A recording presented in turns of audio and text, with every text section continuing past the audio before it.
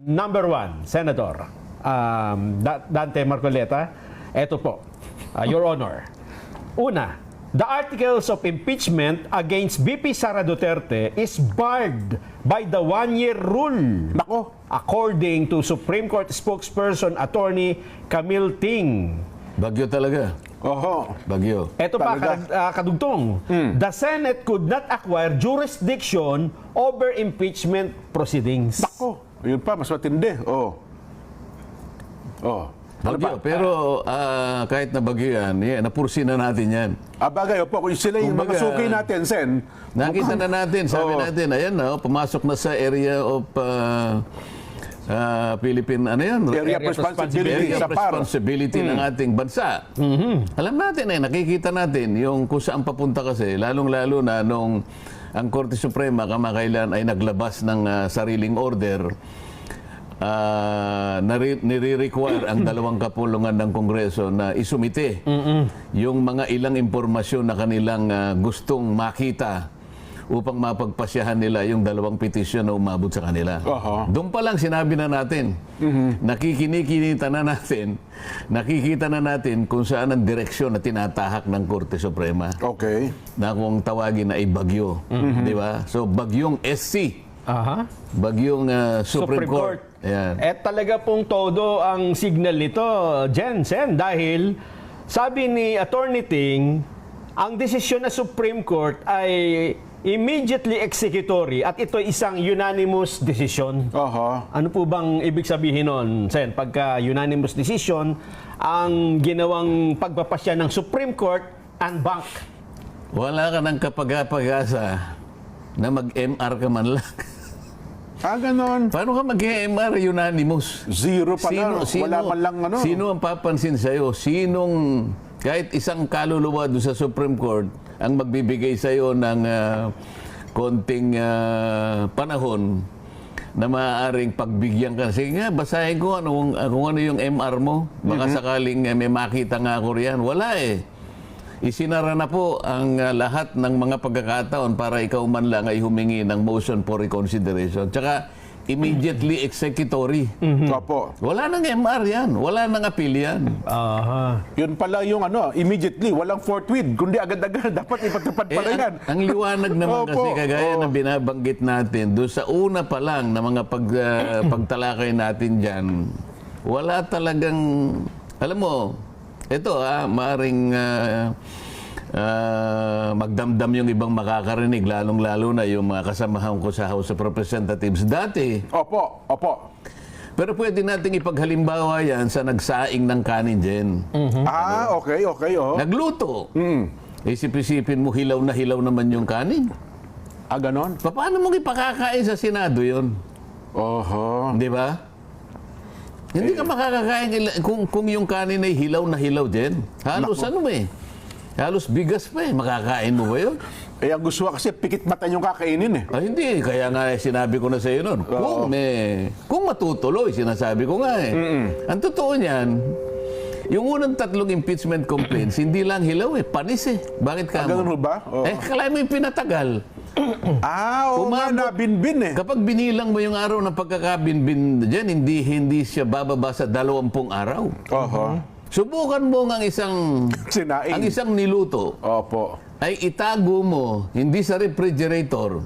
Ilagay mo lang diyan sa cabinet pero hindi refrigerator. 20 araw. Ba? Alis sa dalawang mangyayari, kinain ng daga o napanis. Oho. Napanis. Napanis po. Paano mo idadali sa paano mo dadali sa Senado ngayon? Naglululundag pa nung pumunta eh. Yun na nga po. Forthwith. Opo. Isip-isipin. Ayan, nakita tuloy ng Korte Suprema. Unconstitutional eh. Aha. Isipin mo, yung 3, hindi nila isinalang. Nilagay sa cabinet, napanis, o pagkatapos, gagawa ng pangalawa raw at diniretso sa Senado. Aha. O sabi ng Korte Suprema, that's in violation of the one-year rule ban. Hindi po pwede yun. Dapat kung ikaw, dapat yung pang-apat, kasi ituturing mong pangalawa ito eh. Opo. Yung pang-apat, halos naging pangalawa lang, dahil yung unang tatlo, isa lang yun, pinatay. Oho. Ngayon, kung gusto mong mag-file ka sa February 5 o February 6, 2026. Kasi yun ang pang isang taon. Isang taon eh. Hindi ang ginawa mo, pinatay mo yung unang tatlo, pagkatapos, nung pumitada yung Pebrero 2025, Opo. bigla mong tinransmit sa Senate. Aha. So, nahalata tuloy. Sen, babasahin ko na para Basahin mo. makumpleta ko na yung detalye Sige. at magkaroon tayo ng buong konteksto.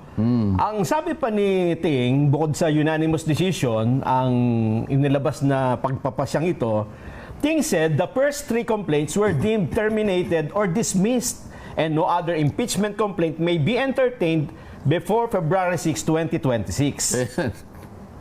Nakita mo. The High Tribunal's ruling does not bar the refiling of the complaints after a year or in February 2026.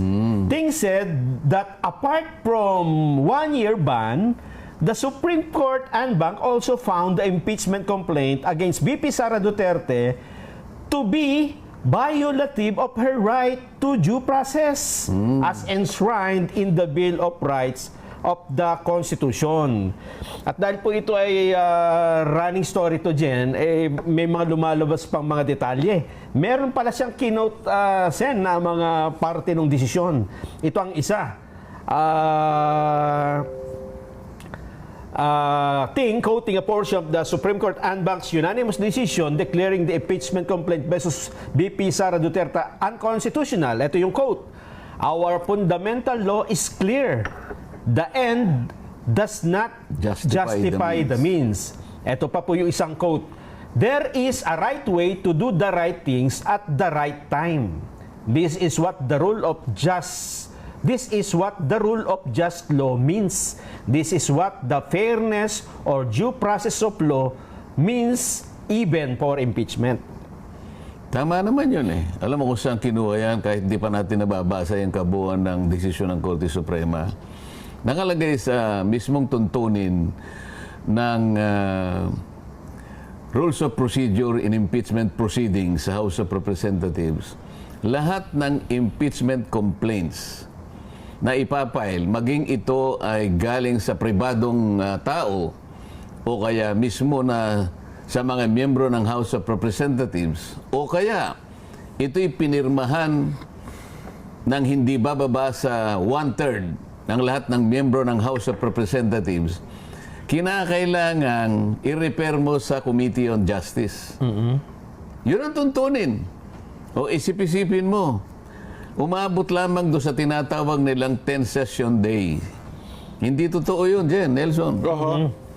Sa totoo lang, kapag ako talagang nakahanda tayo, sinasabi ko naman sa inyo, kung yan ay natuloy halimbawa na pag-usapan sa Senado, unang-unang pagkakamali nila, Jen, Opo. yung unang complaint ay i-file at in-endorse at ito'y tinanggap ng opisina ng Secretary General December 2.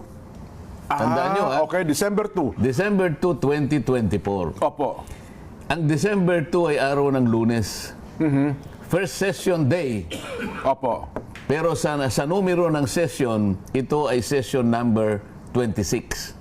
December 2. Ngayon, yung unang complaint na yon ay na-file nung isang grupo alas 4:30 ng hapon, December 2. Okay. Ngayon, ano ang hinahanap sa tuntunin sa House of Representatives? Kapag kayo na itinanggap mo, immediately i-repair mo sa Office of the Speaker. Ayun. Okay. Aha. So, palagay ko walang nangyaring pagre-repair. Kasi kung talagang immediately, wala naman sinasabi ng paraan pagka i-repair mo. Pwede mong i-text si Speaker. Pwede mo siyang tawagan. Pwede mo siyang puntahan na personal. Kasi ito bigla na lang dumating. December 2. Tapos 4:30, tinanggap ng opisina. Aha. Nelson, kung ikaw ang Secretary General, babasahin mo lang ba yan, tapos ilalagay mo sa opisina mo o tatawagan mo kaagad ang speaker? Siyempre, dapat tawagan nila ng speaker. Opo, impeachment ito eh. Opo. Ito ay isang paraan para tanggalin mo ang pangalawang pinakamataas na opisyal ng ating bansa. Pagkatapos, nakita mong ganyan, hindi mo man lang tatawagan ng pansin ang speaker, yun ang referral. Ayun. Paalam mo kaagad sa kanya. Yun ang inihingi. Sabi niya, immediately. Bakit wala sa order of business? Sasabihin nila, hindi po namin kaagad nailagay dyan kasi po yung order of business po, ginagawa namin ng maaga. Umaga pa lang. Ayun. Ginagawa na namin yan kasi po magsisimula po yung session alas 13 tinanggap ko po yan 4:30. Alas 4:30 ng hapon. Hindi mo rin mapapangatwiranan yun. Bakit ka mo? Kasi, pangkaraniwan na sa amin, pag may biglang dumating na ganyan na napaka-importanting bagay, at nirepair mo kaagad sa opisina ng speaker. Sabi ng speaker, sige, isama mo additional reference of business. Ayun, so pwede naman palang gawin yun. Pwede mo gawin May kababalian naman pala Ang totoo niyan, yung apat na yan, nung i-repair nila doon sa sinasabi nilang 10th session day, yun ang February 5. Ayun. Wala siya doon sa order of business doon sa araw na yon. Kaya nga sinasabi ko, kung ito'y halimbawa umabot sa Senado, unang tanong ko sa kanila, hawak-hawak ko yung session number 36. Ito yung sinasabi niyong 10th session day. Kapag ka napatunayan ninyo na ito'y nakasulat dito, ibig sabihin, in-include nyo. Andyan talaga, Magre-resign ako as Senator of the Republic. Naku, mabigat. Okay? Kasi wala eh. Hawak ko na eh. Bakit ninyo pinangatwiranan ninyo na pati sasagot ng Solicitor General eh. It was included in the order of business, sabi niya. Ito po yung aming katibayan, Annex A. Halimbawa, Annex A. Session number 36, order of business. Pagka tinignan mo, wala doon. Saan mo makikita? Sa journal. Sa journal number 36. Doon makikita kasi additional reference of business. Ayun pala Isipin yun. Balikan natin kamo yung December 2. What is so spectacular about December 2? Pagka tiningnan mo, dalawang panukalang batas lang ang binasa on first reading. Dalawa lang. Hindi masyadong busy yung araw na yun. Yung December 2, ha? Pangkaraniwan, Jen. Monday yun. Lalo na yung nag-uumpisa kami yung mga ganito. Halos 100 ang babasa. Kaya mahaba yung session eh. Yung December 2, balikan mo yun, reviewin mo. Dalawang panukalang batas lang ang binasa. Ilang minuto lang yun na babasahin mo. 3 resolutions, 2 panukalang batas. Pagkatapos lahat na communications, mga letters from different agencies, to the archives, to the archives, to the archives. Ibig ko sabihin, kapag ka tiningnan mo yung volume ng business na tatalakayin no December 2, 30 minutes tapos eh. Bakit hindi nyo isinama na additional reference of business yung impeachment na tinanggap nyo at 4:30 samantalang yun ay isang napaka-importanting bagay? Doon pa lang. Pagkatapos sumagot yung Solicitor General. Inamin ba naman niya yung 3 kanyang ganon at saka yung pang-4 ay isinama namin sa order of business na pag tinignan mo wala. Ang totoong ginawa nila, considering that the fourth impeachment complaint signed by more than 1/3 of the members of the House of Representatives has been transmitted to Congress, the 3 earlier impeachment complaints have become moot and academic and they were sent to the archives. Alam mo ibig sabihin nun? Pinatay po namin. Pinatay nyo. Kaya nilagay sa archive. Sabi ng Korte Suprema, pinatay ninyo. Ibig sabihin, yung pangalawa, hindi na pwede. You violated the 1-year ban rule.